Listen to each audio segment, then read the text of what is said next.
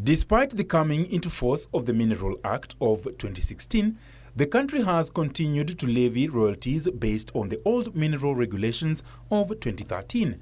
This comprises 5% for gold and silver, 8% for manganese and iron ore, 8% for coal, 10% for titanium ores and rare earths, and 12% for diamond, all applied as per gross sales value.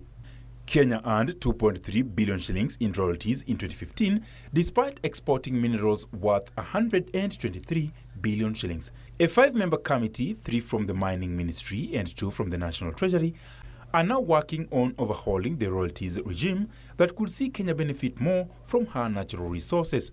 Why would someone just wake up and say the royalty structure for this mineral is 5% or 2% or 10% or 8%? Why? We need to ask ourselves that, so that at the end of the day, we have a royalty structure, a fee structure, a taxation structure that is well thought, that is the country, because this is your mineral. The country is clear that, okay, what we're getting is a fair share. The whole fiscal regime needs to be stabilized.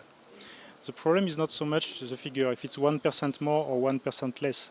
The problem is if the figure is going to change after 1 year or 2 years, that messes up completely your cash flow planning. The Act also stipulates that the state gets 70% of royalties, county governments 20%, and local communities 10%.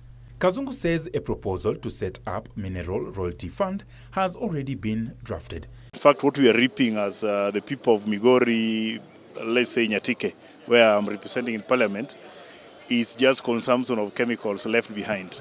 But the wealth which these people are extracting from our areas are not benefiting our people in return. Similarly, geomapping of mineral deposits in Kenya at a cost of 7 billion shillings is set to commence in February next year, conducted by Geological Exploration Technical Institute of China.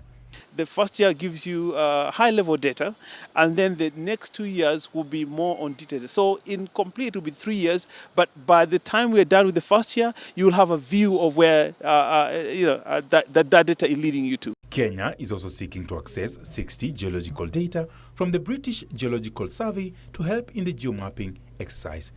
This comes as the country now ranks position 86 from 106 globally as an attractive mining destination. Ronald Willie, News Hour Business.